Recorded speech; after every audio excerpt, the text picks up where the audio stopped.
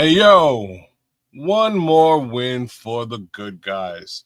It's your guy, Kedz the Kanuck. It's a Superflex Fantasy Football Show. Thank you for joining me on another Tuesday, live and direct, 6 p.m. Central, 7 p.m. Eastern, where we take a look at what happened in the NFL, as well as what's going to happen in the NFL in the following week. We are getting close to week 3, and I got a special guest here with me tonight. Big shout out to my co-host D Nice. D Nice is on a plane. Safe travels, my brother. Fly right. All right, we'll see you next week. Got a special guest holding it down with us tonight. My man Nomad from the Nomad Network. What it do, my brother?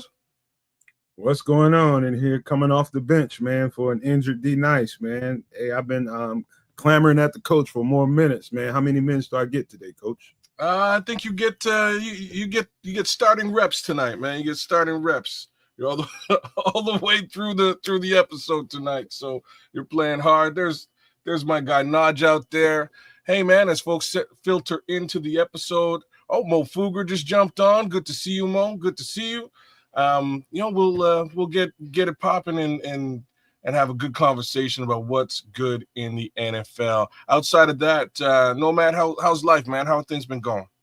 Life is good, man. Very, very good right now. Just starting to today actually was I did some work for my sister. She wanted a custom design for her son's homecoming game, and he's a football player, of course, and she needed something, and she hollered at me, and I did it, and some other people liked it, and so I got some possibilities out there to kind of get some side custom design, stuff out there, so I can get a little extra money. So anybody that's listening to the show or watching the show, you need custom design, whether it's for logos, you got a YouTube channel you want to start up, you got a business, you need branding going on, any of that, photos, overlays, any of that kind of custom graphic design stuff, I'm your Huckleberry. I'm just telling you right now, I'm going to start putting it out there a little bit more so people know I need the money just like everybody else in the world. Why pay somebody else when one of your boys out here can get it done for you? You're darn Skippy, right? So Nomad's Customs, he's doing the thing, man. By all means, check him out. He'll hook you up. And you'll see some evidence of that once this website is up. So me and Nomad got all kinds of cool stuff that we've been working on sort of behind the scenes. And shout out to our guy Triple R and Sports Chicago Style, as well as It's Crimson, you dig? Crimson has sort of come through over the last couple of weeks and opened our eyes to some really cool functionality out there. And we'll be moving a little bit slow with it, but once it's curated the correct way, I think everybody's going to be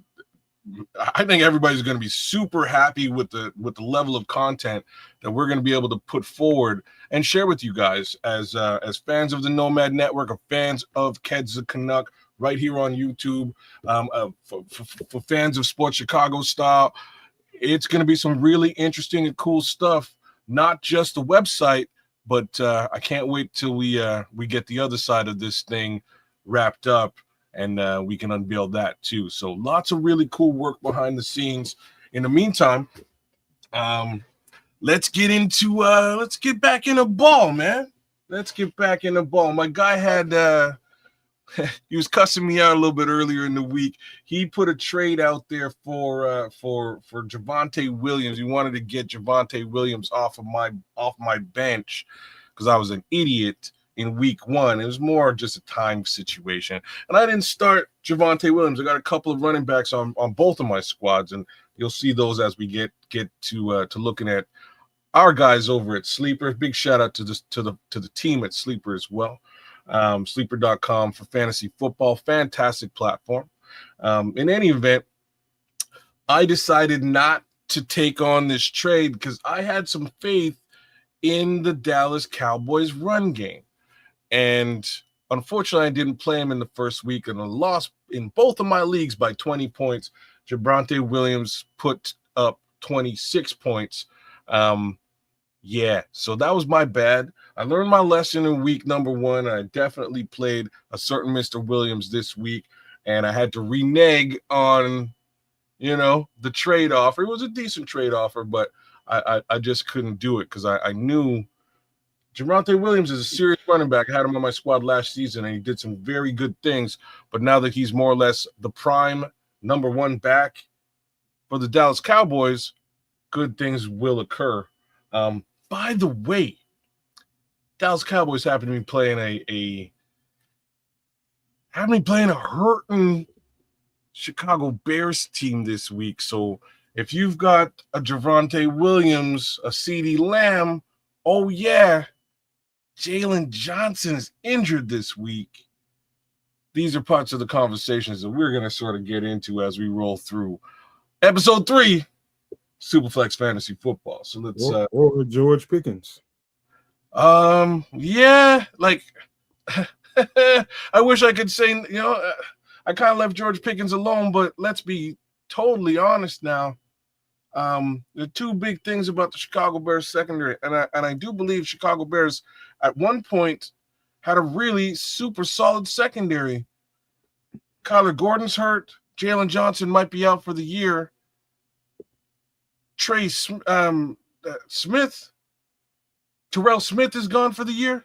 Sorry, who would be the backup corner? So they're on to fourth, fifth, and sixth string guys in the secondary.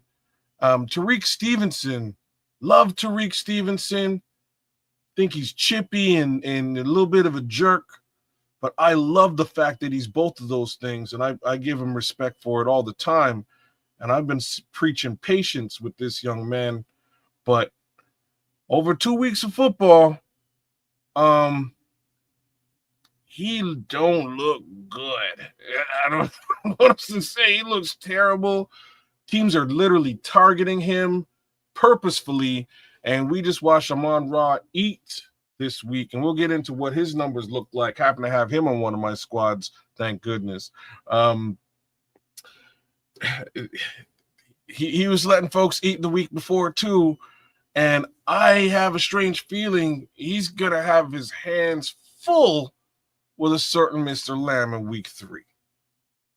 And I'm a Bears fan. I hate to say all of this stuff hurts. It's painful for me to articulate. Any thoughts on any of that there Nomad? Yeah, I know I want to speak to Tyreek Stevenson. I know just looking at that film, and anybody that watches the Nomad Network and watch that all 22 breakdown, there's a play there where I focused on Tyreek Stevenson, where I pointed out where technically he did some things wrong on that one play, and it seemed to be something throughout the whole game where he lacked aggression. It's like he wasn't himself. He wasn't the physical Tyreek Stevenson that I know him to be. He knows that everybody's watching right now, and everybody's going to try to do what Detroit did, and that's target him. You're going to find out exactly how chippy he is and how competitive he is this week, because he's going to bring his A game. And so I'm not saying don't start CeeDee Lamb. I'm not saying don't start George Pickens. Yeah. What I'm saying is I wouldn't bank on that, because those are two receivers I'm talking about, one defensive back, one cornerback. But I do expect him to play a whole lot better game this week than he did last week. But that, what kind of numbers that equates to for either one of those guys is a whole different thing, because you got pretty much backups everywhere else at cornerback positions, whether it's nickel, whether it's the other corner, there's all backups. So, those guys' numbers should still look halfway decent, and I hate to say that. Well, gonna be a tough week no matter how you slice it. There's only really one thing that worries me with respect to Tariq Stevenson, and it's his ability to be disciplined. Even this past week, he caused a penalty for no good reason on a run. It was a pass play, but it was a sack, and the sack got called back. It was a one sack for the Bears this week, and he wasn't in any way involved in that play. He's completely off the ball. So, he does get chippy, he does get physical, and sometimes that winds up turning into penalties. So, rough week, man. Rough couple of weeks for those Bears, but we'll also get a little bit deeper into that. So let's get into real fantasy football talk. Matter of fact, I'm just going to start out with. We'll do things a little bit backwards here today. We're going to start out with the week 3 matchups. So in week 3, we are starting out with Miami versus Buffalo. That's I believe on Thursday. Yeah, that's on Thursday night. Should be a solid game with respect to the Buffalo Bills. Miami Dolphins have been hurting all season as well. Folks are saying there's potentially a coaching shift happening, and my man razzes me because I like Mike McDaniels. I think he's cool as all hell. Unfortunately, it's more of a personality situation. I'm not so sure he's a great head coach. So right now we're experiencing nothing positive in that respect. And the Buffalo Bills in division case scenario, I think if you've got Buffalo Bills on your team, whether that's James Cook, Keon Coleman is really making a name for himself this season, and Josh Allen goes without saying. I think those 3 guys are must starts this week as far as that game is concerned. On the Dolphins side, I would say you start Devin A-Chain, and outside of that, I'm a little bit worried. Even the Cheetah has been having issues, so there's that. Thoughts on that particular game, Nomad? Buffalo is going to put a collar and a leash on the Miami Dolphins and walk a Dolphin down the street. Back and forth, back and forth, back and forth. We're talking about, to me, and I said it at the beginning of the season, I think there's a guy high probability of winning the Super Bowl. I'm talking about Buffalo. And I know how good Baltimore's look. I know the Chiefs are out there, and I know all the other teams. But I'm telling you, from top to bottom, I think, and I thought last year that they had the capability of winning it all. Now, systematically from player to player, I am telling you right now, when there's dysfunction, it's felt everywhere. You know what I mean? When there's the sense of insecurity about where this thing might be going with the coaches, you might have insecurity at the quarterback position, because if they get walked like I think they will this week, you can consider the quarterback might be susceptible to some of this. And so that's going to change everything once that happens, and the thing falls apart from there. And so anybody Buffalo, whether it be a running back, tight end, receiver, put that MF in the game this week. I'm telling you right now, when it rains, it pours. That avalanche is about to happen, and it's going to be bad, super bad in Miami. And it takes usually something to trigger an avalanche for it to happen, to make owners and ownership move on a coach and a quarterback who basically they built everything around. That's going to go bad, and it's going to go bad fast against these Bills. It's the worst possible scenario for them. That's like the worst team, one of the worst out of about 3 teams that you would ever want to play in a position like this. You could have had the Giants, you could have had the Browns, you could have had the Bears on your resume right now, but you got Buffalo with all these question marks around you. This is going to get bad, and it's going to get bad fast. You said it, and that's what's likely to happen. So, I'll just introduce you guys to my dog, Ruckus. Ruckus is going crazy upstairs. Clearly, somebody has come to the door. The next game in the list would be the good old Green Bay Packers versus the Cleveland Browns. Man, can you say beatdown as well? Like, this is going to be one heck of a week of football, y'all. So the Packers have just been stomping mud holes in teams. I'm glad we have them later in the season because, these last 2 games haven't been great. I'm sure our foray against the Packers might look a little bit like these last 2 episodes of football these past 2 weeks. In any event, ain't nothing really great happening in Cleveland either, right? So what I can say is the Cleveland defense is a pretty solid defense. It's that offense that has some trouble. Joe Flacco getting the ball over to Jerry Jeudy. I trust Jerry Jeudy. I think Jerry Jeudy's going to have great numbers. Start Jerry Jeudy. Outside of that, it's a bloodbath for lack of a better thing to say. So here's the thing about the Packers, though. Jordan Love, rock and roll, start him. I don't know who you start for wide receiver over there. So Jaden Reed, I believe, is injured. Somebody is going to step up to the plate. I don't know who it is. Romeo Dobbs. Okay, sure. So maybe it's Romeo Dobbs. Maybe it's Christian.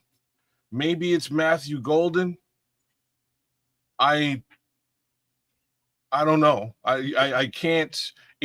What I'm describing right now is probably the best case scenario for a football team to have, and also like the worst case scenario for fantasy football players. Best case scenario is you got a bunch of number 2 wide receivers who can take the top off and get the job done. Awesome. But which one of them, like, who's really gonna do that? And I can't call it. So Nomad's saying Romeo Dobbs, highly possibly Romeo Dobbs. Could be the young rookie who's just now starting and might see some target share this week, who I happen to have on my personal bench. I can't call it. There's still two other mouths to feed over there with respect to passing the football. I just can't call it. I don't know who the guy is over there with respect to wide receiver. I do like Josh Jacobs, though. One more time, start him as well. Well, you kind of got to look at trends over the past couple of weeks, especially this past week.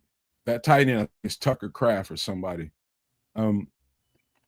Absolutely electric in that game. Targeted big numbers this week.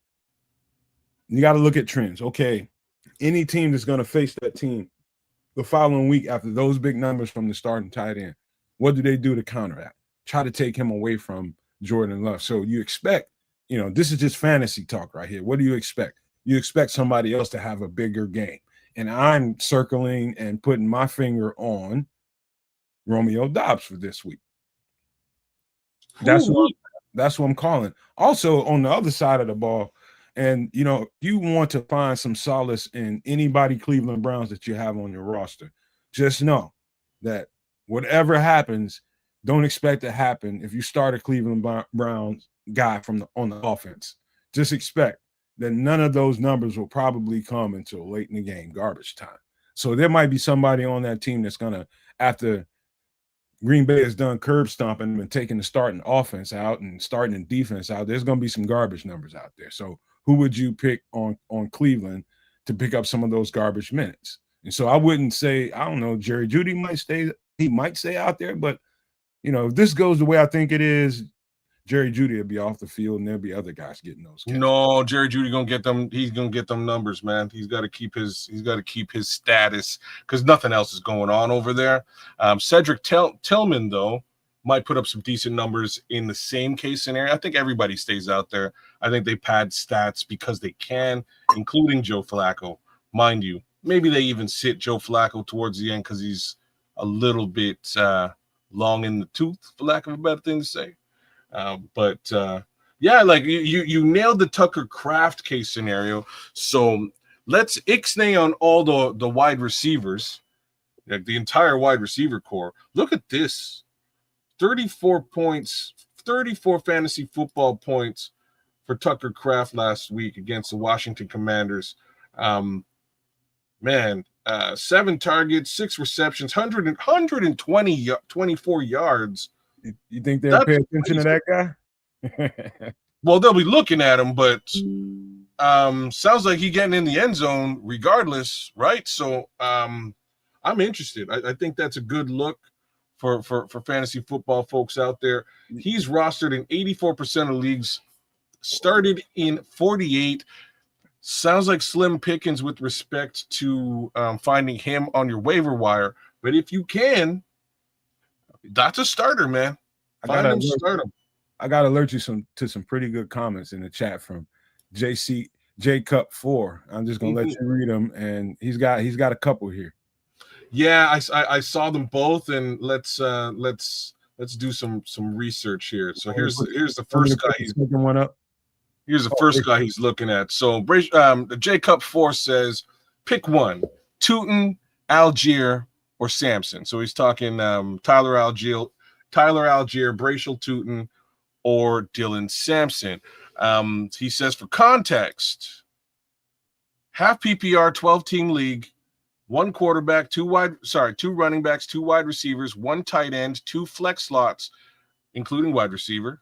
He's got Justin Fields as QB, Chase Brown is running back 1, Tony Pollard is running back 2, CeeDee Lamb. This is a good, Jackson Smith and Jigba. Brock Bowers is the tight end. Romo Dunze, wowzers. I assume that's Bills defense and Packers kicker. I think Packers, the most interesting thing I see in here is Chase Brown, and why Chase Brown is the better question. Chase Brown is going to be I think he's a starting running back for Cincinnati. No Joe Burrow, and so Chase Brown's going to get a load, right? So you got to be thinking that, right? That is a great look. So that's why he didn't put Chase Brown on that list. He's thinking he wants to get rid of Dylan Sampson, who's on his bench. I'm with you there, Jacob. He's looking to get rid of Dylan Sampson on his bench and move over to either Bracial Tootin or Bill is Ja'Cory Crockett Merritt. Oh, okay, all right. So he wants to move over to Bracial Tootin or Tyler Algier. I'm a big Tyler Algier fan. I'll be honest with you. Here's the thing. Let's take a peek here. 15 points in a week versus the Cincinnati Bengals for Bracial Tootin. Let's look at our guy Tyler Algier. Another 15 points, even Steven, against the Minnesota Vikings. Interesting. Can I throw you another sleeper out there that people, just because we're close to the Bears organization, we watch this a little bit more closely than the average person. But during that game, in the first play of the game, the first run of the game, number 33 for the Vikings, I hate to say his name, but it's Aaron Jones, got blasted below the knee.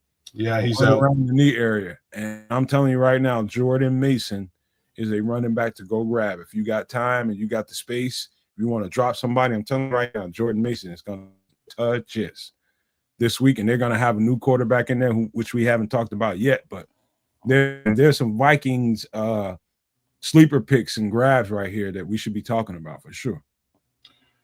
Yeah, Jordan Mason's a huge look, but I think like Dylan Sampson is not a bad look here either. So all of these guys, for the most part, are number 2 backs. I really like Algier. He does a great job of backing up Bijan Robinson. Dylan's doing a really good job as well. It was a bit of a lighter week this week for him, but he does a great job as in backup capacity for the Browns too. I expect, like, real talk, this week, I expect Dylan Sampson to be the guy who does the most damage because they got to run the rock. Let me see. Further context, he's dropping Caleb Johnson. That's a good drop for Wan'Dale McCarthy for Drake May, for Daniel Jones. That's a good. Well, we're going to get into some Wan'Dale. So yeah, do that. Definitely do that. He's picking up Drake May for McCarthy. Yeah, McCarthy ain't it. Good move with the Drake May. Drake May's in a great position, and Fields for Daniel Jones. Yeah, that's it. I told people week 1, kids. I told people week 1, you better go get Danny Dimes. And really, I don't. Even me, I don't. Danny Dimes is very hit or miss. So, you forgot about Judkins as well. Oh yeah, Judkins gonna show up sooner or later. You're right. He might be playing this week. If Judkins is coming back, then your Dylan Sampson situation ain't great. You're right. That's a very good call. So maybe Bracial Tootin might be the better look out of them all, because what I can say is they let go of Tank Bigsby for a reason, right? It took me a minute to think about that. They're going to play the heck out of Bracial Tootin. Yeah. That was the obvious thought right there. Right. And me and this man scouted Bracial Tootin. He's the real deal. Like he's a great back. He's one of those backs that I was hoping we might get in just a little bit later on in the draft. And fortunately for the Jacksonville Jaguars, they got him, got a look at him, and turned around and said, you know what? We can do without Tank Bigsby. So I think this might be a great look for you, especially given the fact that Judkins is eventually going to show up and overtake that Dylan Sampson situation. You know what, two kids, I should layer this on the conversation too. Travis Etienne had a pretty good week 1. I don't know what his numbers look like in week 2, but they've had a big, huge question mark around Travis Etienne all this time. And he had week 1 to remember, but I don't know if the week 2 matched that. I would say this. I think you are literally now in hand-to-hand combat for that number 1 job between Bashal Tutin and Travis Etienne. I'm telling you right now that this can go either way. And I'm gonna lean. I think you're gonna end up with the starting running back if you grab Bashal Tutin right now. That's what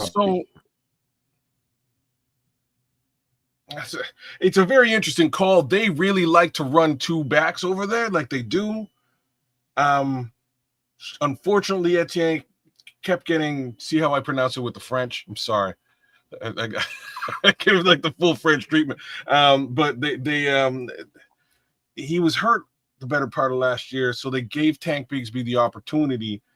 If they liked what they saw from Tank Bigsby, took draft capital, let him go, I think you kind of have your answer. That means they see it in Bashal Tutin, and he's going to get looks and carries. So what was this? 14 attempts versus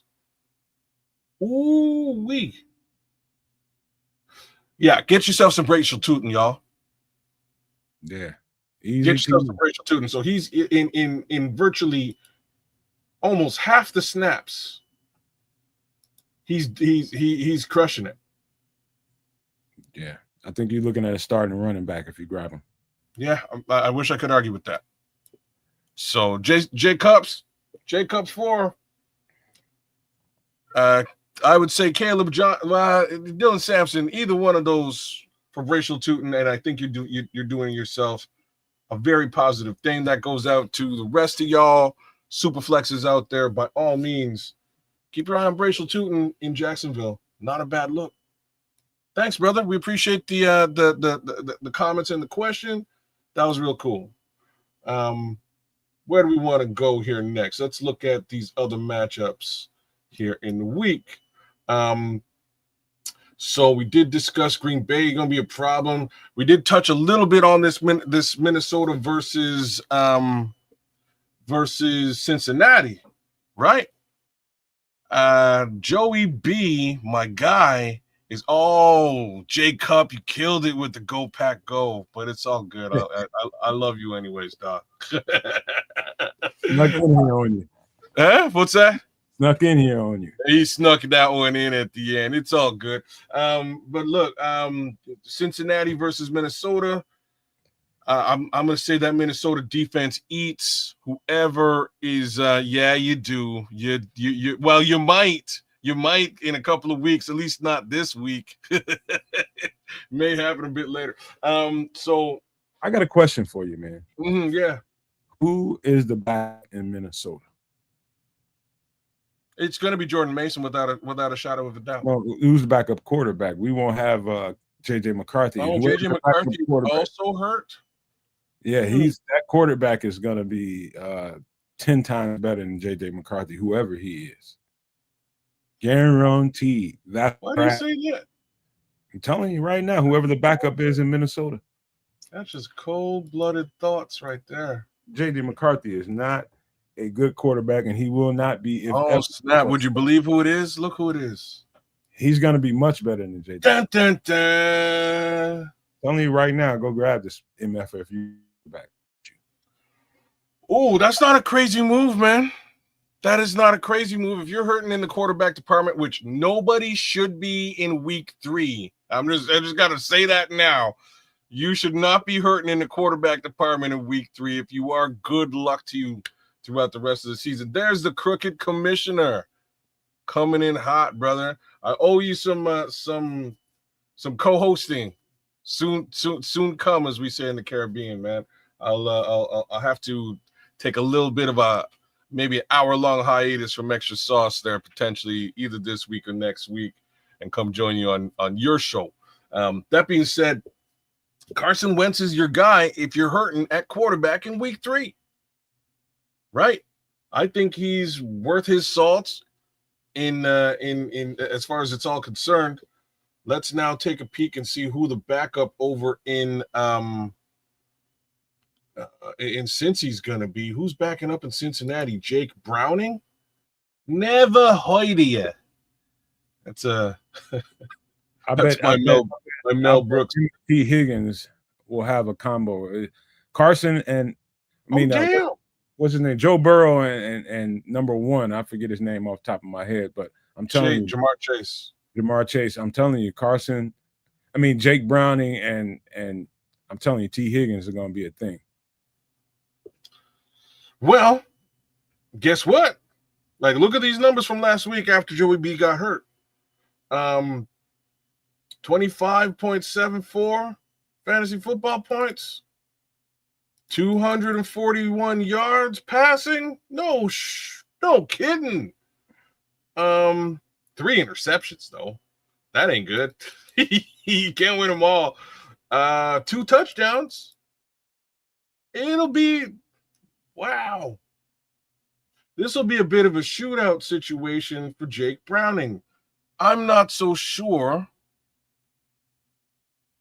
I'll write commish for sure. I'm not so sure Jake Browning is a joke here. Those numbers look crazy. And the fact is, the wide receiver core in Cincinnati is bananas as it is. So you just got to hit those guys, hit T. Higgins, hit Jamar Chase, and good things will happen. Carson Wentz, here's the thing. Like, Carson Wentz is a super talented quarterback, period. He's also got some wheels on him too, like, strangely enough. Some folks might overlook that. He's got some wheels on him. He'll run. Two left feet as well too, so we'll keep that in mind. Maybe both of them are left, but he will take off if the need be. The fact is, I just gave a bunch of love to the Cincinnati wide receiver room, and I wonder if Jordan Addison is playing football in week 3. Let's find out. Jordan Addison, are you playing football in week 3? No notable injury. I'm telling you, Justin Jefferson has been waiting for probably this injury to happen. To be honest with you, get him out of there. I don't know that JJ McCarthy ever sees the field again this year at all. So, 1 second, man. Are you really on that? That's wild. That's a wild take. It's very early in the season to make that particular take. But what I am going to say is, real talk, either one of these, like, if you're hurting for quarterback, if you're hurting for quarterback, man, you know what I'm saying? Both of these guys ain't terrible to scoop up right about now. They're surrounded by wide receiver talent. So the lines in either one of these teams aren't terrible. They're not bad in either case.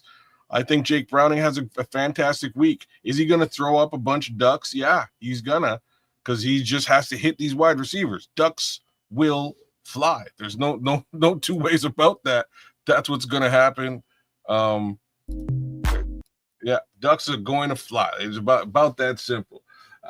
Carson Wentz, much less ducks. You know, he's going to get it done with respect to Double J, Justin Jefferson, and Jordan Addison. Like, both these guys are going to get the job done. So I have to sort of co-sign both of them. If you're hurting, please, Lord, you shouldn't be hurting in week 3 for a QB, man.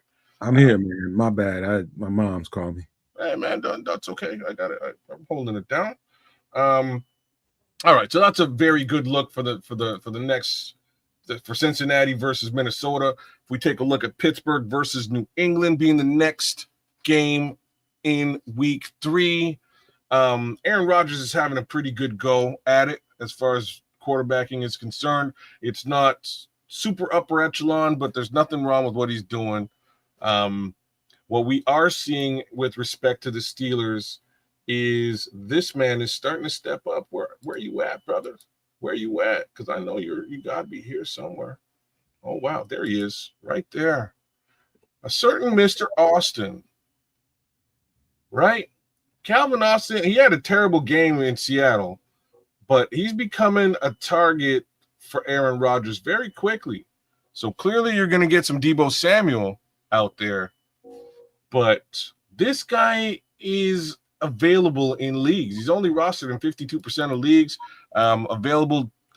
Only started in 12. If you need a wide receiver, Calvin Austin is not the craziest thing to do. He ain't no Wan'Dale Robinson, but Calvin Austin ain't terrible either. So definitely worth a look if you need it. Who's the other team? We're talking about the New England Patriots. Why? Let's look at the New England Patriots. And if we do, you're going to start out at the tight end position. Let's see if they're doing anything at the tight end position. Nothing to really write home about, right? So there's that. And then you move very quickly into the running back room because they've got two of the baddest running backs in the NFL. Why do they have two of them? I think it was just to give the Chicago Bears the finger, but that's me. So this guy, as long as he ain't hurt, he's a beast. Period. He will be toting the rock until he gets tired. And then they hand the ball over to Travion, and it's a problem no matter how you slice it. First week, not a big output, just the way she went. This week versus the Miami Dolphins, almost 30 fantasy football points, 26 points, 11 attempts. Let's take a look at Travion Henderson. There he is. Mr. Henderson. So like the Patriots are just going to run you down, hit the tight ends on the inseam. That's basically the story of the New England Patriots. Not a lot. You're not going to see a lot to wide receivers over there. You're just not. But this gets the job done. Both of these guys can catch passes as far as Travion Henderson is concerned, as well as Ramondre Stevenson. But if one ain't working, they're just going to layer in the other running back, and he's going to have himself a day. So all in all, like if you got a handcuff situation with these two backs, you're laughing. Guaranteed 30 points. 30 points running the rock. Period. That's what you're looking at. So that's that is a look at the Steelers versus New England. Any thoughts, Nomad? You with me? I'm here. I'm here. Hold on. I got stuff going on, man, but I apologize. That's okay. And I think it's a lot of people's conundrum right now is Ramondre Stevenson over Travion Henderson. There's no questions. All you got to do is look at Ramondre Stevenson's numbers, and those questions are answered. You know what I mean? It's going to be his job until Travion Henderson takes it away. If you want to lean and hedge your bet somewhere, you go Ramondre Stevenson until further notice. That's a great way of looking at it. It is Ramondre Stevenson until hurt. Once he's hurt, Travion will tote the rock all by himself, and he'll do well, right? It's about that simple. But do not, and I repeat, do not overlook Ramondre Stevenson from a fantasy football perspective. That he is that good, man. What else we got here? Let's move on to the LA Rams versus the Philadelphia Eagles. Ouch. This is going to be it's going to be what it's been. Things to note. I'm like, I got to, let me look at this now. Let me look at this. We're going to get rid of these two gentlemen.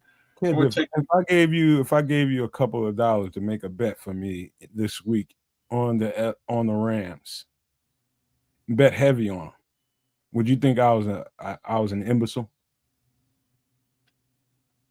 Well,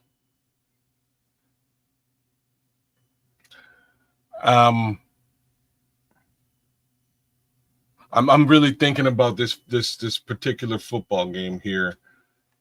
I'm not sure if I would think you're an imbecile. I'm going to say that it's going to be a very good contest. First reason being, you've got one of the most brilliant minds in football on one side of the aisle. You also have one of the best quarterbacks in football on that same side. The wide receiver core over there is great, and so is the running back room.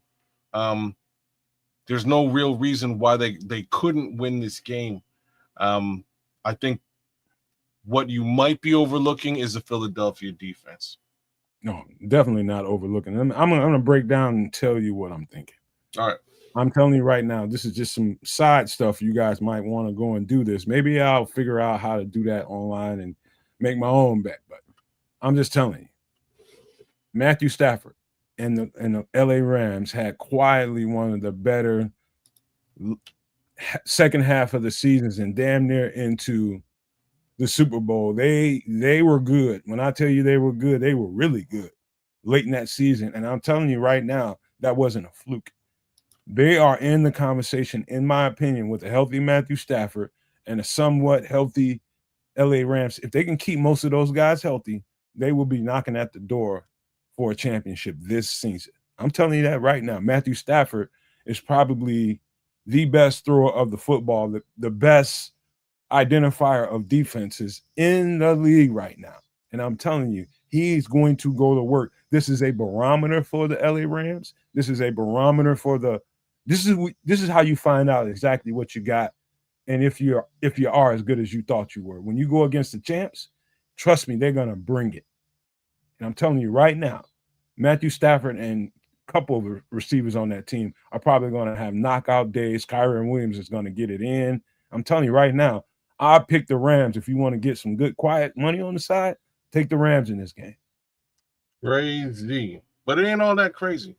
And what I'm going to say that is,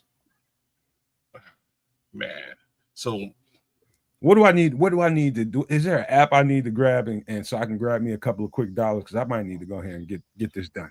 I could promote all kinds of betting applications for you. BetMGM, you know what I mean? Like there's a bunch of them. Get it done, jump in.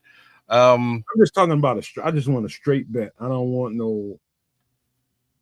all that cushion and how many spreads. I don't like all that, man. I just want a straight bet. I'm telling you, I think you can go straight up. You can go, but like the problem with going straight up is you need to put up a good amount of money to make it worth your while. Straight up, the odds is generally slim. So what I would suggest is find two more games that you have this kind of conviction about. Bet them all straight up, and put a good, put a hundred on it. You'll get a good return. Other than that, what's that? What's a good return? What are we talking about? I can't. I would have to see it. I would have to see what you're putting down. But you know what I mean? Like if you're putting down $5 or $20 for something like that, it's just not gonna for a straight up bet, just not gonna do it for you. But $100, I would say again, a 3-game parlay, you can probably pull a maybe a grand or two. You know what I'm saying? That's good for me. Yeah, not a bad return. But like I'm saying, don't go too deep with the parlay. 3 games, 3 games is like perfect. Okay. Right? I'll talk to you about that later, man. Because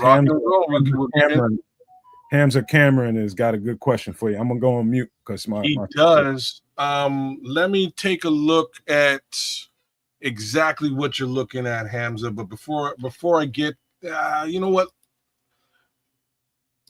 Okay, give me a second, Hamza, and I'm gonna do what you're asking me here. So you're talking Ashton Jeanty.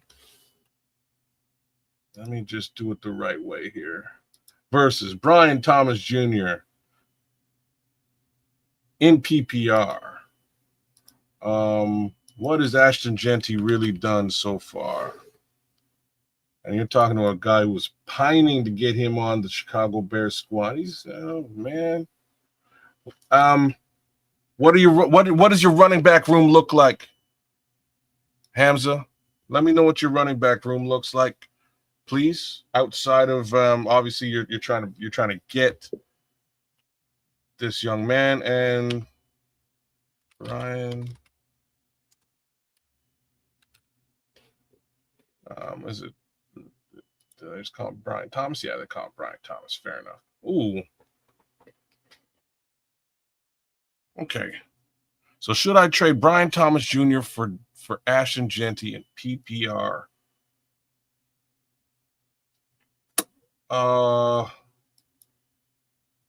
Yeah. Yeah, you should. Brian Thomas Jr. has a ton of upside.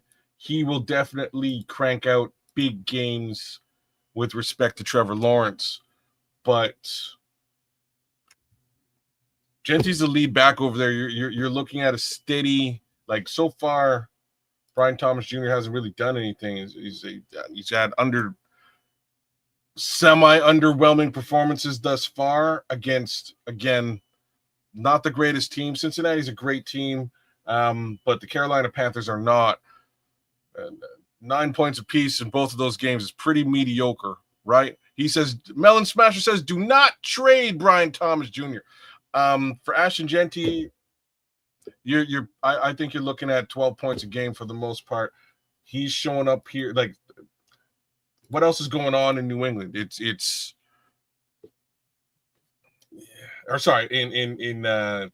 Las Vegas.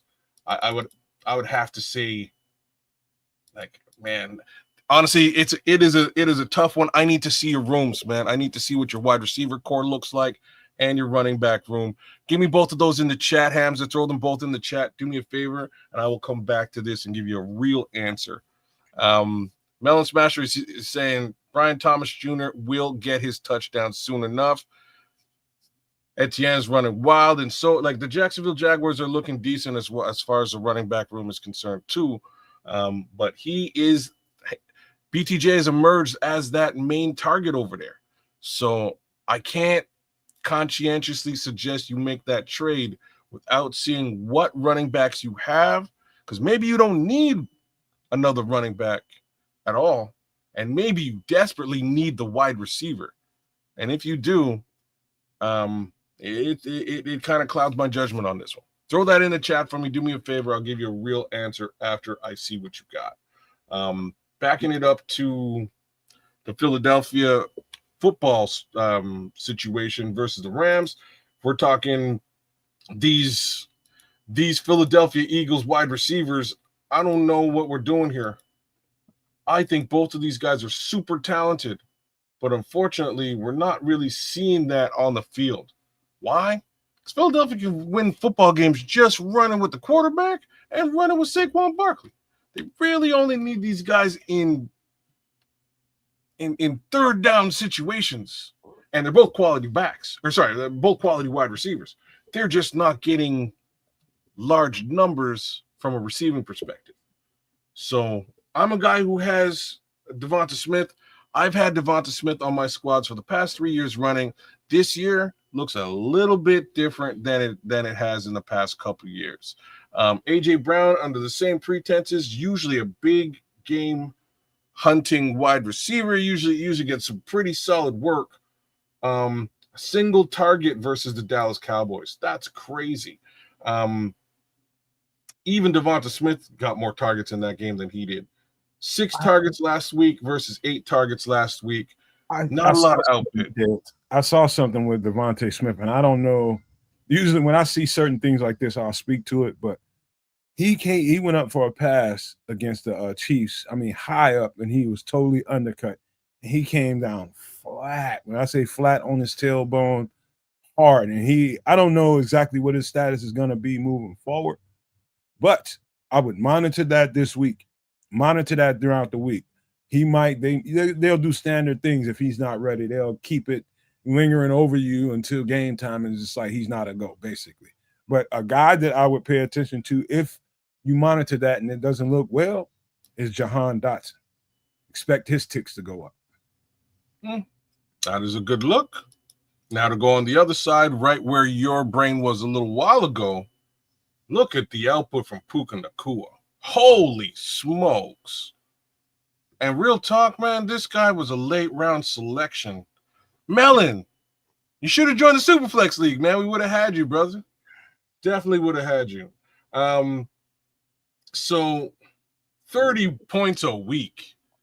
If you got Puka Nacua, you're laughing. So we won't spend much time on that. But these Philadelphia Eagles wide receivers are getting to the level that folks may want to reconsider keeping them on their squads. All right? Just want to put that out there. I would strongly consider if you somebody that grabbed Devontae Adams just because he has the name value and you don't know exactly when to start him because it's just Devontae Adams and you grab him because he's Devontae Adams. No. This is are the you game. Talking Devontae Adams or are you talking Devontae Smith? No, Devontae Adams. I'm going counter to what you're talking about right now, and that's on the other side of the ball, and that's. Oh, my bad. I almost forgot that he's also in. You're right. He's also in LA. Mm-hmm. There's two Devontaes. Devonta and Devontae. I'm giving them jewels today, kids. You are, sir. Devontae. Let's go Adams. There he is. I must be butchering the spelling here. Forgot he's the other wide receiver. Wow, 30 points a week. So it wasn't a 30-point week against the Houston Texans a week ago, but yeah, I think this is going to be this is going to be a shootout for the Doug. You might be right, man. Oh yeah, this is not a crazy take. It's not a crazy take at all. Kyron Williams running the football. These two particular wide receivers having 30-point-a-game weeks. That says a lot for that receiving core. We know who Matthew Stafford is. There's no questions there. You are correct, sir. This might be a little bit of an upset this week, and I bet you the odds against the Rams are favorable. I bet you it's a favorable look. I'm gonna get me an app soon as this show is over. I'm gonna do this for the first time. I've never done it before. Okay. I feel good about this one. You may have goaded me into potentially making a small parlay after all of this that includes the LA Rams. I think they can upset the Philadelphia Eagles, who will strictly be running the rock. I think the Rams will be able to do it on both sides of the ball. So that's very cool. Maybe kids define a parlay for a dummy like me, a layman that doesn't know anything about that. Parlay means a multi-game bet. Okay, so you can do a single bet, which is just like you were talking about before, which is straight up Rams versus Philly, right? The problem with a straight up bet is that the odds are going to be relatively low. So in that case, you got to bet a fair amount of money to make it worth your while, and I mean like a lot of money, super low odds. Okay. If you add another 2 games into the mix, now you got a parlay, 3-game parlay. Those odds multiply against each other. All right. So if you are now betting a surefire bet, I'm just gonna make stuff up. You're betting the Bears to lose against the Cowboys. You're betting for the Cowboys, low wallet share bet there. You're betting for who else probably gonna win for sure this week? Let's say Green Bay over Cleveland. Three hitter. Those odds are gonna multiply against your odds, and you make a little bit more money at the end of the day. I can think of 2 more teams that I can come up with some upsets here. That would be my suggestion. You get a 3-game parlay, and away you go. King Booker World, big ups to you and my boy Crimson. Shout out to you. It is also Crimson's giving you real advice. It is also more chances to lose your loot. He's right. That's gambling, right? That's why I don't do it. That's why I typically don't do it. That is how she works. It can go the other way. So, I mean, you can bet even larger on the 1-game situation, but you need to sort of look at what those odds are and whether it's worth your while. Salute, King Booker. Good to see you, dog. I need every bit of my money. That's why I'm taking chances right now. Please, all y'all in the chat, give me a like, share, subscribe. I would appreciate that right here at Kedz and Kanuck. What else we got there? Who else is playing next? We got the Indianapolis Colts versus the Tennessee Titans. Oh boy. Okay. So Danny Dimes is the quarterback in Indianapolis. Is that how this works? Is that what's going on? It's gonna be a good. Yeah, he is. It's gonna be a good week for Danny Dimes. So wow. Okay. Dang. So Danny Dimes he's had two raucous weeks. Huh? Did I not mention this guy week 1? You did mention this guy early. I'm sorry. I'm going to hate a little bit on Danny Dimes for the rest of time, and there's only one reason. Somehow, this guy got a massive contract and is also dating Kay Adams. Life just isn't fair. Anyways, that being said, 29 points and 33 points in weeks 1 and 2 as a starting quarterback in Indianapolis. That's crazy. My guy's having a bit of a resurgence. Let's see what is he doing on the ground. Is he running? I think it's sustainable, man. I really do, man. They've been missing. I think Daniel Jones was in the wrong place at the wrong time with the Giants. I always thought he was a decent QB, and I thought he had potential to go up.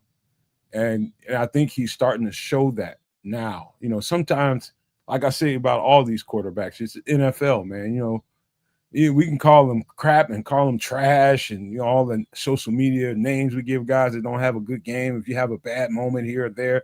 But he's had so many bad moments in New York.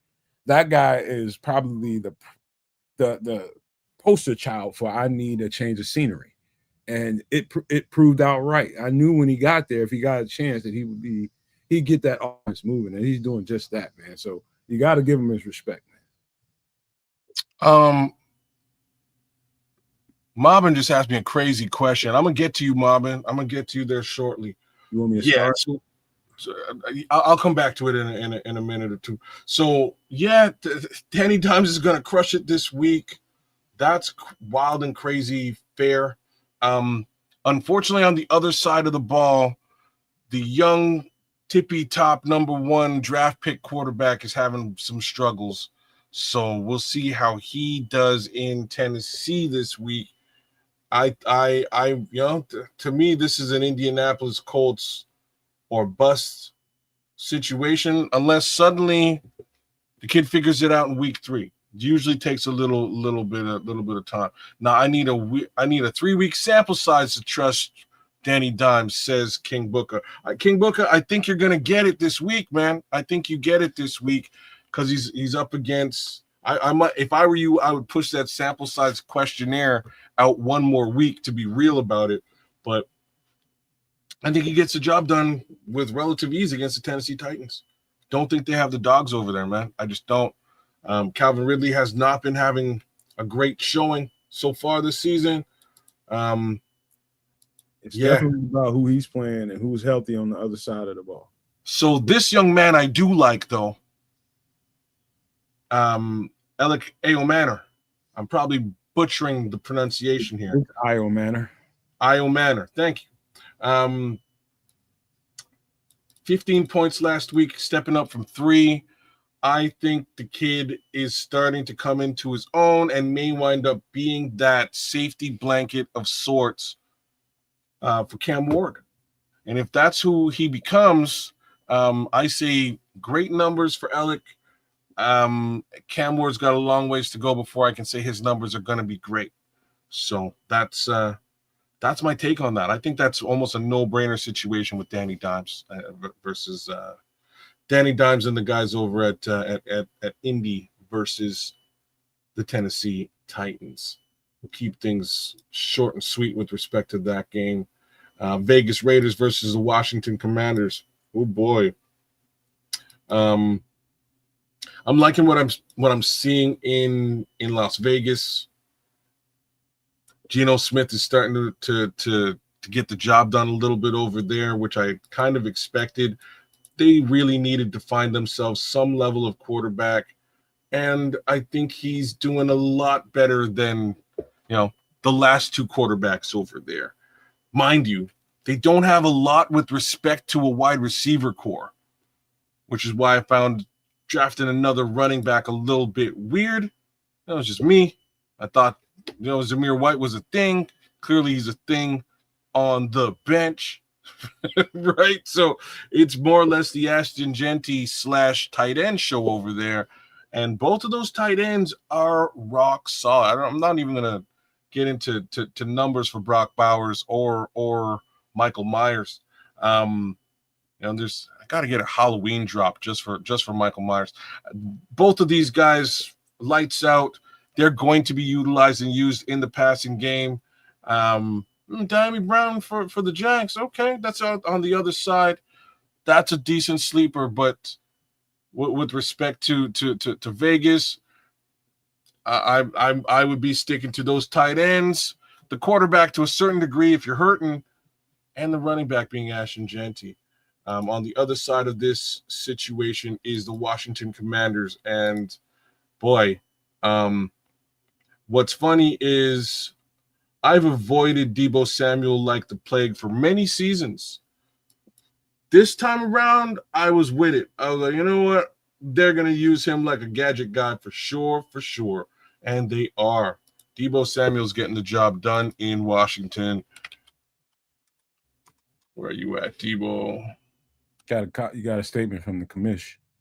What are you saying, commish? Want to read that Also, out? I wanted to mention that we will have Eric Kramer on the show tonight, bro. Please check us out if you can. Hey, man, I'll jump in the chat. What time are you guys on? Tell me what time you guys are on. I'm assuming 9. I hope you guys are on at 9 so I can round things out and come see you guys. Cool. Eric Kramer right there with the Chicago Clubhouse. Go check him out. Check out my guy, the commish. Deebo's putting down 22 week 1, 17 week 2. Jaden Daniels has been a little bit up and down, but there ain't like. Well, he's hurt right now, and that's the thing to know. We might have another backup quarterback situation here. He's got a knee injury. Why can't I pull Jaden Daniels down? Whoever the backup is. I'm misspelling it. There he is. So Jaden Daniels is day-to-day. You are correct. He does have a knee injury. That's painful for my fantasy football squad. I'm glad that I do this show. So now I can figure something out with respect to Jaden Daniels. But yeah, decent numbers thus far. Odds are may not be playing this week. I'm glad this is a Sunday game, so it gives us a couple of days to try and figure out what happens with him across the board. But the rest of the squad, super solid. Oh, yeah. Who's his backup? I couldn't even tell you. But we're going to find out here in a minute. Austin Eckler is also injured. So there is that situation. A lot of injury in Washington. Let's take a look at quarterbacks to see if the Washington Commanders quarterback from a backup perspective is in. We all knew who it was. I'm kind of surprised I forgot. It's your boy, Marcus Mariota.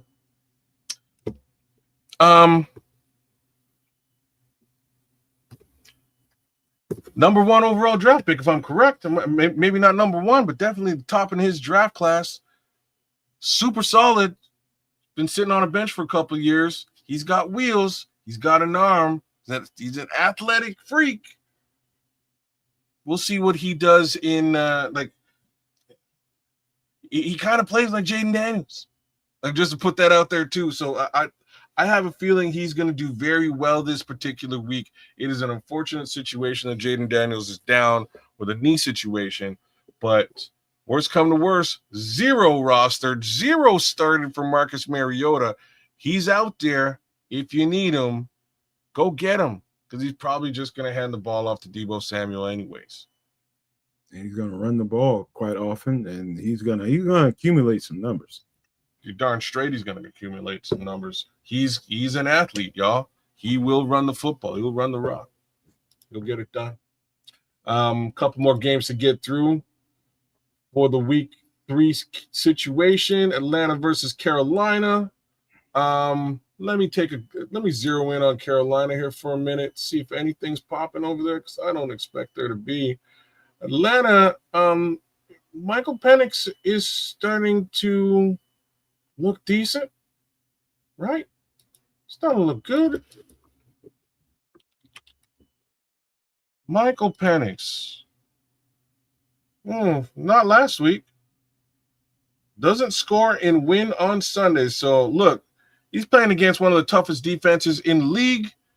Had a rough week against the Minnesota Vikings. Again, Brian Flores loves to send all sorts of exoticness at young quarterbacks, and it's a little bit much for most of them. So I expect him to bounce right back against the Carolina Panthers and probably put up another 30 points like he did against the Tampa Bay Buccaneers. Yeah. I would say in this, if you want to grab anything here, what you want to avoid, well, I watched this game just to avoid, just like, okay, I feel good about this guy. Avoid Darnell Mooney. They don't have a good connection. Who you want to get, if you want to grab Michael Penix, you want to make sure you grab that tight end as well. Oh, so all of a sudden in fantasy, wow, the funniest part of this is D Nice, when we're drafting, he's talking about this player he's looking at, and he wants to get something done. He wants to get this player, and by no stretch of imagination would I have thought it was Kyle Pitts, and it was. So we're gonna look at Kyle Pitts here in a minute, but Darnell Mooney ain't even. Was he hurt last week? He didn't even make anything. This week was his first game of the season. Oh, my bad. So this is game number 2. He missed game 1. Not a very good outing for game number 1. And you might be 100% right there. Darnell Mooney and Kirk Cousins had a great connection. Exactly. Very hard to say whether he actually has one with Michael Penix thus far. Not much of a connection. So who were we to? Oh, Kyle Pitts. That whole left-hand quarterback stuff, that's not for everybody.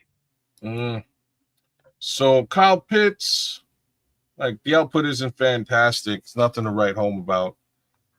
To be honest with you, nothing at all to write home about. Will he have a good game on against the Carolina Panthers? I would kind of expect it, no matter how you slice it. Right, we're talking about Carolina, so let's look at Carolina a bit more closely here. So Mr. Young, Bryce Young. Oh boy, Bryce Young. Bryce Young came out to play football last week. He's heating up, NBA Jam style, y'all. 29 points. 35 completions, 55 attempts. Oh, this is a garbage time situation if I ever heard one. 27-22 loss against the Cardinals. Yeah, that's why. Yeah, so this is garbage time love. In fantasy football world, that ain't terrible. So I expect probably a whole lot of the same this week. Hey, all I can say is, that money don't know where the hell it came from. It's been in all kinds of pockets. Money is money. It is what it is, man. So you're gonna see him. I would be surprised if, again, he doesn't throw for 55. Like, he doesn't have 55 attempts or 50 odd attempts this week too. 30 of them in garbage time when the game is more or less already won by the Atlanta Falcons. So there's that. Yeah, I also don't trust the running back situation, or I would go through it. D Nice also thought I was going to draft Joey Burrow. See, you did. That's 2 for 2 on D Nice. D Nice, when you touch down in GA, man, jeez, you got some work to do, bro. Well, Cricket Commish found out that Joe Glass ain't really dependable for a whole season, huh? Man, look, man, he's been super dependable for me. I wish. That man's was a champagne glass, man. You got to have a solid backup for him. Look, I've had Joe Burrow for 2, maybe 3 years running. I think it's 3 solid years, man. Since he went down a couple of years back, the year before they drafted Jamar Chase. Oh boy, Joe Burrow's been the most solid quarterback in fantasy football, period. And I'll knock on wood and say that. Solid. But he's injured. And there's that. Take it for what it's worth. Not much you can do with an injured QB. About that simple. I agree with Melon Smasher for a change. I think the Lions caught the Bears at a particular time, and that ain't all what it seemed to be. I think who the Lions really are showed up in Week 1 against the Packers. Oh, well, I think we're going to see them. I think we're going to see exactly who they are this week against the Baltimore Ravens. Let's give them a round of applause. You know what I'm saying? Let's give the Detroit Lions a round of applause because they won their Super Bowl last week. The rest of this season is going to be a tooth and nail situation, starting with the gamut that they're about to run. And that begins with the Baltimore Ravens. And I have a strange feeling Derrick Henry going to run all over Detroit. Just saying. Lamar Jackson is going to run and pass all over Detroit. It's going to be a massacre. And I think it's going to leave the NFL world a little bit confused over, who is this team now? They came out, they played against the Green Bay Packers. It was a problem. Packers beat them up. Did I get you, Marvin? Did I get you, Mama? Or did I say I was coming back to you, Marvin? I said I was coming back to you, Marvin. Let me get you. So, would you trade JSN away for Jaylen Brown and A.J. Brown, even with his offensive struggles? Kind of hurting with running backs. He has Judkins, Hampton, and Kyron Williams. Good boy. Nope. Get answered in one word. JSN's putting up crazy numbers, Doc. He says he's got Jalen Warren as well. JSN's got crazy numbers. You can't. I would not even consider letting him go. Definitely not for the numbers that A.J. Brown's been putting up. Let's take a quick peek at Jaylen Brown and just see if it's. I'll make it very, very easy for you with the movement of what's his name, number 14 that was in Seattle that went to Pittsburgh. JSN, his boom level is going to go to a different one. It's going to a different level without DJ Metcalf there. So just trust me when I tell you JSN's numbers are going to be exciting as hell for the remainder of the season. The way Sam Darnold's throwing the ball, don't ever in your life give up JSN right now. Are you talking Jerron Brown? Who? You're saying Jaylen Brown. No Jaylen Brown. All I know is don't trade JSN for nothing. Yeah, that's kind of where my brain is. Got all kinds of Browns. De'Ami Brown. He's probably talking Chase Brown. Yeah, DK Metcalf not being there, it's going to be a booming ass season. Talking about Chase Brown, Jackson Smith and Jigba, it's going to be a good season for him. Doug, there's nobody else. All there is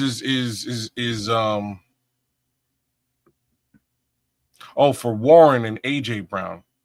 Nah, Warren, I can see that he made it the teaser with throwing Warren, and that's a good pickup, man, because AJ Brown is going to demand numbers. So I can definitely see why you'd be tempted there. Just that's a good trade, to be honest with you, when I think about it. That really is a good trade because you're getting a 2-for-1. Yeah, but AJ, you can only roster. You know what I mean? You can only play so many people.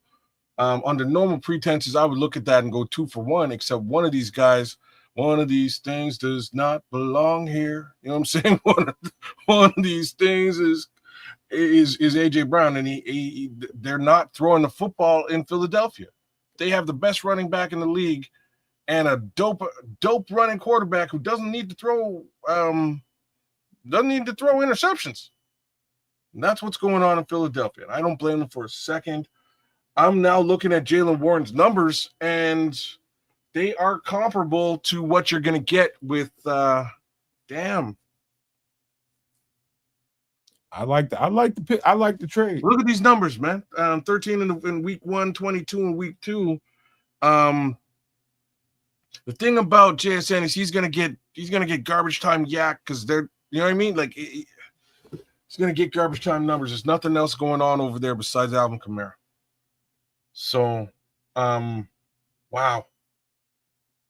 All right, they came. What's your Bobbin? I need to know what's the rest of your running back situation look like here, real quick, so we can get this show done. Where was he? Oh, he's got Judkins, Hampton, and Kyron. Oh man. Amari and Hampton will eventually good looking on this squad. Will eventually step up. Kyron Williams is doing the darn thing, but right now your real question is Judkins and when he starts. Ooh. Don't depend on it. Go ahead and make this trade. I didn't realize your running back room was like that. Yeah. Make this trade. Yeah, this is a fair trade to look at. I would have to say do it. Do it. Don't look back. I'd love to know who your wide receivers are besides JSN. Anyways, let's keep it moving. We are on to the New York Jets versus the Tampa Bay Buccaneers. Man. So let's take a quick peek at my boy Justin.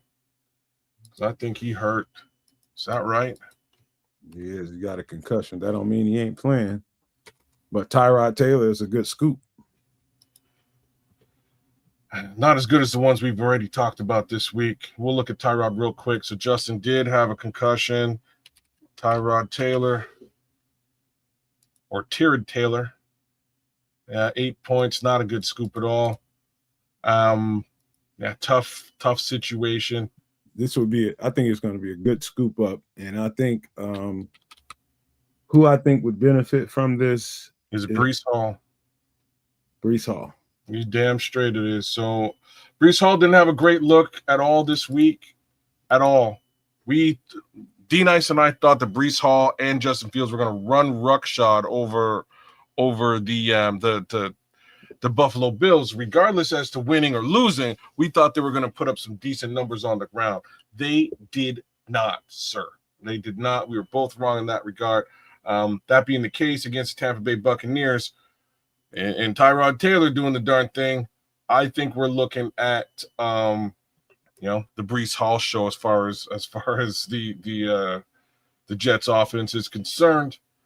On the other side of the football, Tampa Bay is a great little situation, y'all. A great little situation. I believe they got, if I'm not mistaken, kids, I think the Jets tight end might be Mason Taylor. He is. Just for the time I've seen Tyrod Taylor play football, he likes tight ends. Just saying. I can see that being the case. Let's take a quick peek. Let's look at peanut butter skin, Mason Taylor. You're gonna get your ass whooped again. Look, yeah, I might because he ain't doing nothing over there so far. So we'll see what Mason Taylor looks like this week. I would not suggest that he's received 2 targets thus far, 3 targets thus far in his football career. I would not suggest that you really look at Mason Taylor right now. Baker Mayfield, on the other hand, has been emancipated. He's emancipated and he's free of all things Cleveland Browns. And you missed an opportunity to ask me a very important question. What was the question? Why, Nomad, would you say Mason Taylor, looking at his numbers, at his stats, why would you suggest or predict to people that want to make these decisions? Why would you select Mason Taylor? I just assumed you thought his auntie was pretty. That was here's a nuanced thing for you, kids. Okay. Tyrod Taylor's been playing with the second team a lot. They have a starting tight end who is not Mason Taylor. And so who are the guys that are getting chemistry with the second team? That's Tyrod Taylor and Mason Taylor. Oh, interesting. Interesting selection in that regard. So you're saying that they have a little bit of a thing I'm just saying. going on like me and Mrs. Jones. That makes sense to me. Maybe Mason Taylor. Even then, I'm just gonna put the APB out. I would dodge the New York Jets like the plague this week outside of Breece Hall. I'll just put that out there. If you're real hurting, you get yourself some Mason Taylor love with Tyrod Taylor, but dodge it like the plague if you can. On the other hand, my guy Mobbin's out there telling me what his wide receiver room looks like. He's got Jamar Chase and Mike Evans. Mike Evans and the homie Baker Mayfield, again, the emancipated free man, Baker Mayfield, are doing the darn thing in Tampa. So is my good friend. You don't, I don't know that you know, but he limped out of that game. Mason Taylor. I mean, not Baker Mike Mayfield. Evans? No, Baker Mayfield limped out of that game. And we don't know about his status either. So who is his backup? A lot of quarterback questions out here. So his backup is Teddy Bridgewater. I like it. That might be a good look in this case. Teddy ain't terrible, but if it's Teddy, you're gonna see handcuff of the century. So here's the super handcuff period. If you've got Bucky and Rashad, which was definitely an available handcuff for folks to grab out there in the draft, you should be playing both of them this week. If you got them, play them. Bucky Irving, Rashad White. That's my 2 cents in that respect. Ain't nothing wrong with no Mike Evans. Mike Evans is gonna get it done regardless. No questions there. Mike Evans looked like my kid, like an older, a future version of my son. It's kind of weird sometimes. Anyways, 11 targets. Man, Mike Evans, I ain't gotta tell y'all about Mike Evans, man. 10 points. Hey, Philly Mike, don't be coming in here bullshitting, man. He says basically Stephon Diggs may be Cincinnati bound. Come on, man. Oh, but isn't he hurt? Is he healthy now? He's tripping. He's talking about you know what? Philly Mike OG came in here and said some BS last week too. Philly, according to Adam Schefter, he says, you know what, Philly, I'm going to take I'm like on Adam Schefter's page as we speak. And don't let him send you, man. He's sending you. You're talking trash, Philly Mike. I don't see nothing like that. So back to the real stuff. So we're gonna skip over the rest of that particular game because again, nothing happening much in the Jets. Tampa Bay's the handcuff is there. Yeah, Philly Mike smoking bath salts. Oh, that's too funny, Melon Smasher. That's hilarious. So we also got Houston versus the Jacksonville Jaguars. So we did spend a little bit of time on Jacksonville. Both their wide receivers in the mix are worth their salt. Not bath salts, mind you. But, Brian Thomas Jr. is definitely there. He'll get the job done. I would not necessarily suggest anybody roster, Jacksonville's quarterback, but you could. On the other side of this, Nico Collins is a dude, y'all. Ain't no two ways about that. Nico Collins is a no joke human being. And if you have access to Nico Collins, you are in a good position. CJ Stroud is a little bit up and down right now, but he's CJ Stroud, and I like you kind of had to expect at some point he would come down to earth. His numbers have been a little bit pedestrian this season. 9 in week 1, 14 in week 2. Even then, I'd really be focusing on that wide receiver core. They'll get it done regardless. Problem is the better part of his wide receiver core is injured, including Stephon Diggs, who Philly Mike is saying is getting traded, as well as My boy Tank Dell, who I think is one of the best wide receivers in the league, he's also hurt. So it's really the Nico Collins show over there. Oh yeah, Joe Mixon hurt too, right? So a little bit of an injury ridden Texan squad right now. Not quite what they were hoping for. Strangely, I would not be extremely surprised if the Jacksonville Jaguars take this football game. Hate to say that out loud, but I did. Moving forward, New Orleans and Seattle Seahawks. So we did talk quite a bit about the New Orleans Saints. Why? Because they don't have a quarterback. They definitely have Jackson Smith-Njigba, who is just burning numbers down. We could look at him if you want. Let's look at this guy, though, just because we can. Am I misspelling Alvin? Damn it. Alvin Kamara. Yeah, like that's where the money's at. So those two guys are going to eat all of the offense on this squad. Alvin Kamara, the homie JSN. There is a slight. It's these two guys. Like Taysom Hill's a thing. Let's look at Taysom Hill real quick, just to see if he's worth his salt at all. This, yeah, he ain't done nothing this season. So keep your eyes peeled. There will be a Taysom Hill game. He'll put up a bunch of numbers. Your guess is as good as mine as to when that game is going to be. But the other two guys are the other two guys. That's what it looks like in New Orleans. Then we get over to the Seattle Seahawks, and we're talking about Big Zach. I'm talking about this guy who didn't have a great week. He had 15 attempts and only got one fantasy football point. Pretty lackluster week for Big Zach. And if it's a lackluster week for Big Zach, there's a reason for it. It means that Kenny Walker is walking on the sky. So this is Kenny Walker, 25 points this week. Slow show for the homie Zach. But the reality is and I happen to, this is a pretty solid handcuff for owners to have as well. So I happen to have both Kenny and Zach in a worst case scenario. If one goes down, the other will step up. I could start both of them at the same time if I wanted to, but my running back game is crazy. We're going to leave it there.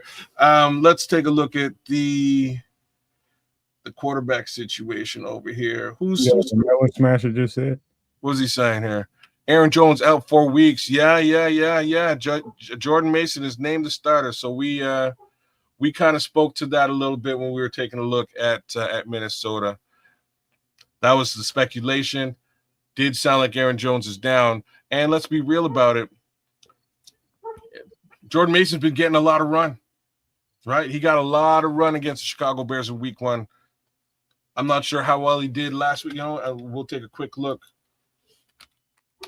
That's the reason why they went and got Jordan Mason and spent money on him, because Aaron Jones is at that place in his career where he can't. I don't know that he can play 4, 5, 6 games in a row. He's not like Aaron Jones, and like I hate to say it, he's not really a running back. He's a pass catching back. He's a threat in the pass game, big time. Crossers, drags, or angle routes, or wheel routes, like that. We're talking Aaron Jones all day long. But north-south, run the football, yeah, not so much at this particular juncture in his career. You know what I mean? That's why they brought on a Jordan Mason.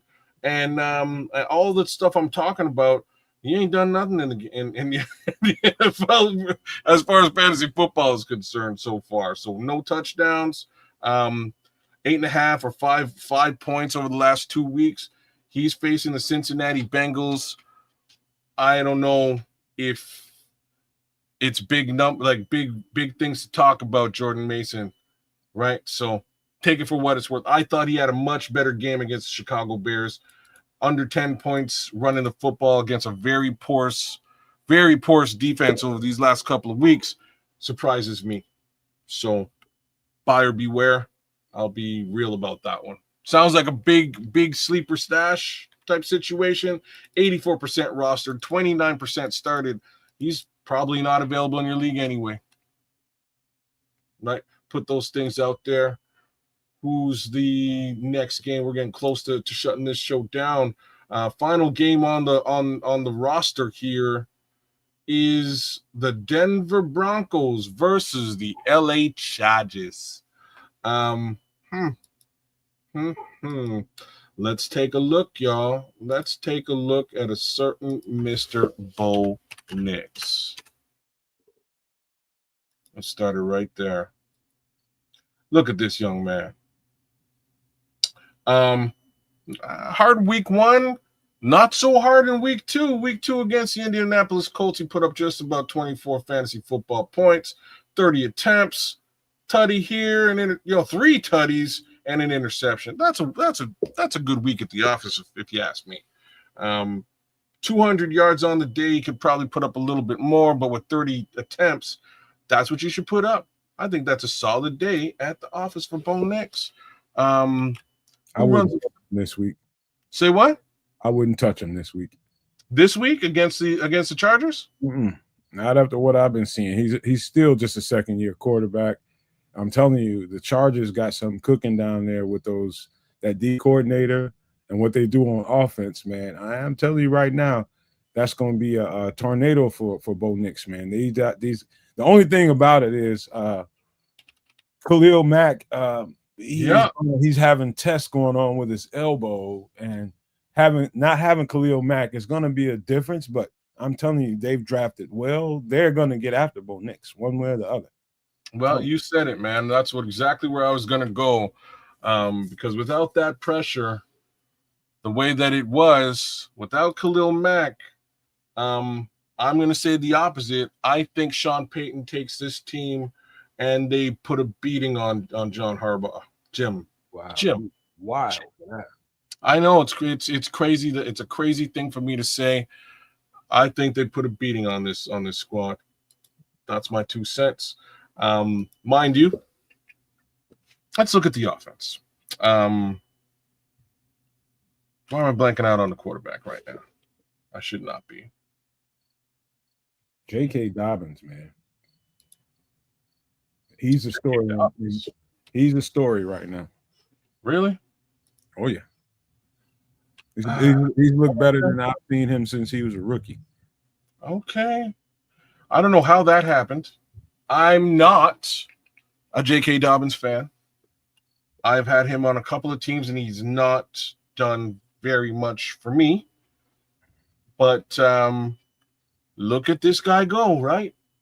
14 carries, 16 carries, putting up decent yardage, a touchdown a week, 15 and 14 points, basically 15 points a week. It's not a bad look for Mr. Dobbins, y'all. Not a bad look for Mr. Dobbins. I wish I could say differently. This team looks pretty decent. Not Colston.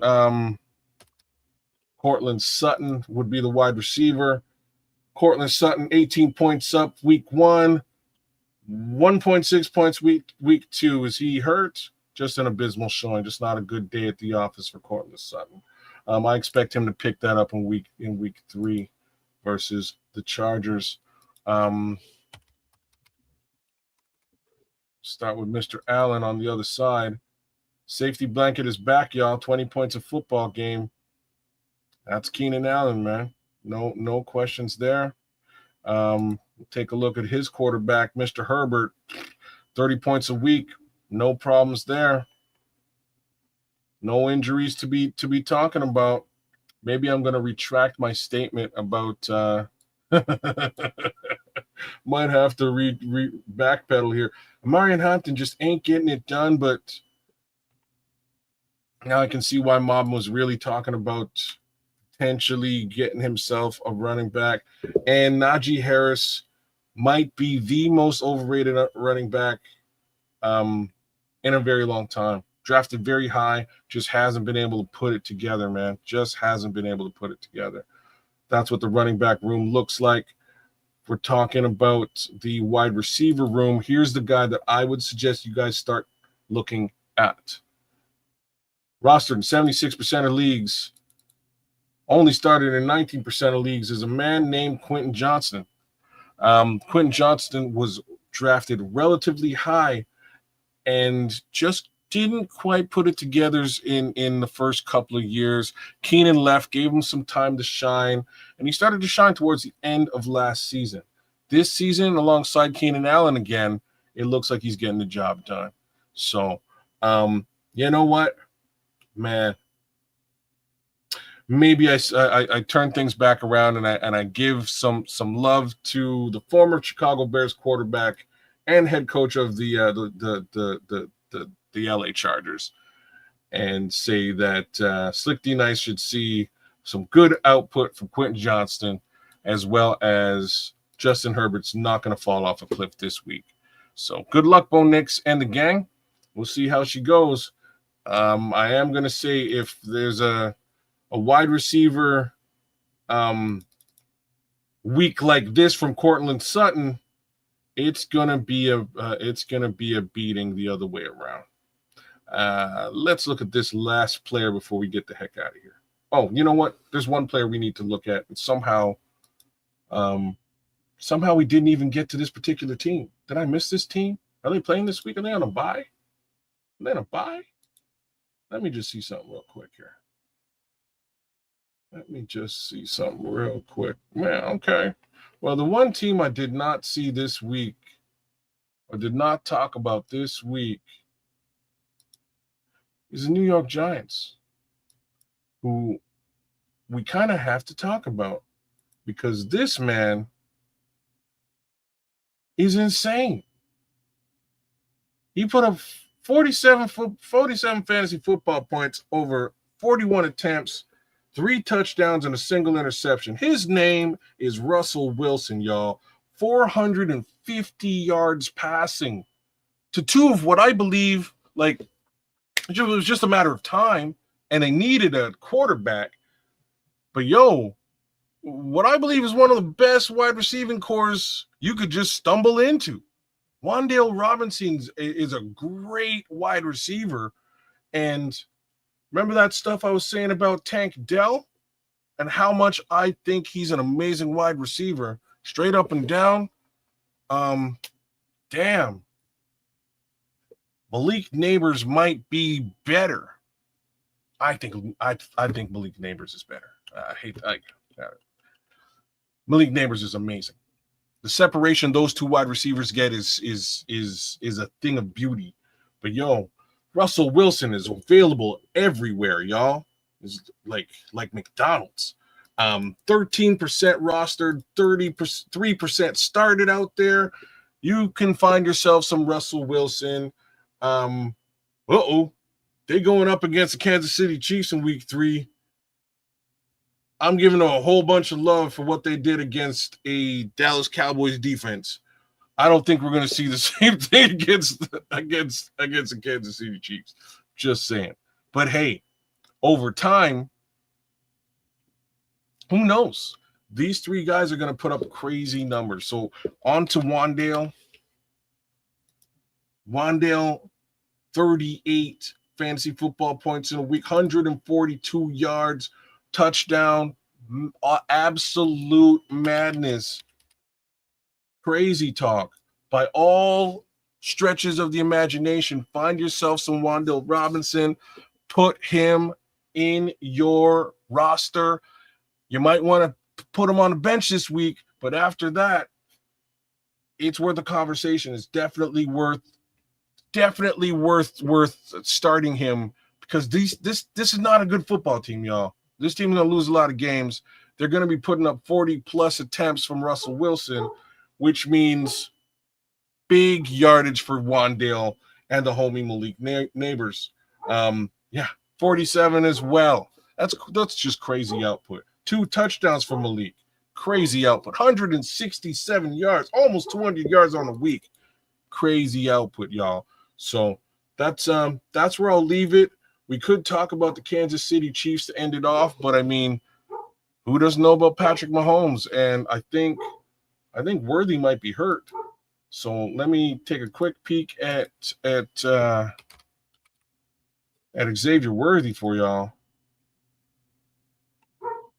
He's trending towards a week 3 return. If he's back in the building, Xavier Worthy's always worth a start.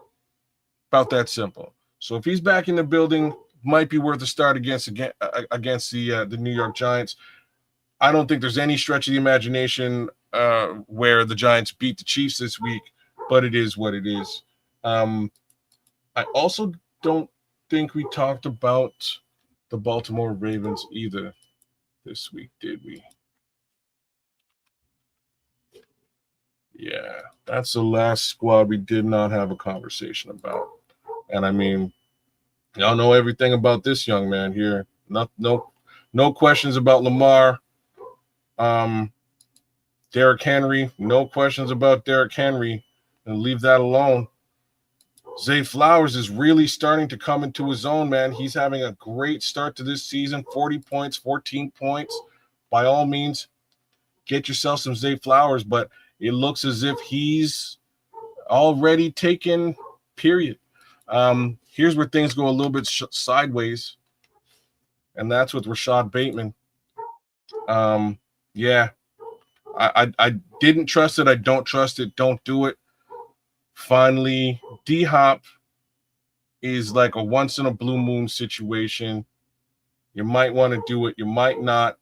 I'm surprised that Isaiah Likely hasn't been a factor at all on this roster because I really expected big things from him this season.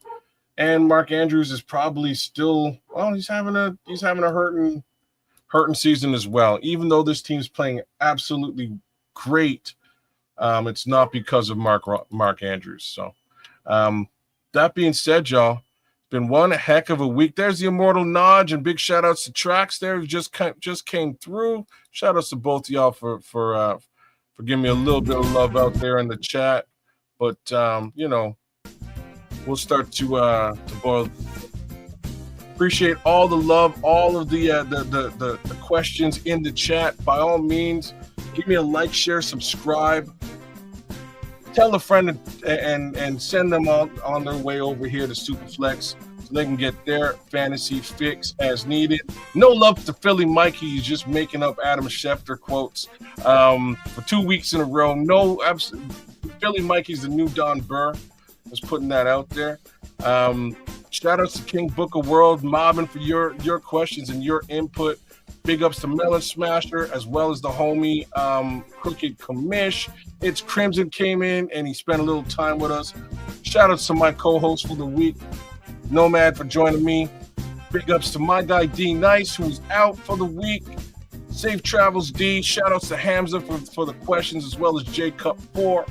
And mad love to the one and only Mo Fugra. Hey, man, been a great time with you guys. And we'll look towards another week in the NFL. Hey, yo, one more win for the good guys. And we're out.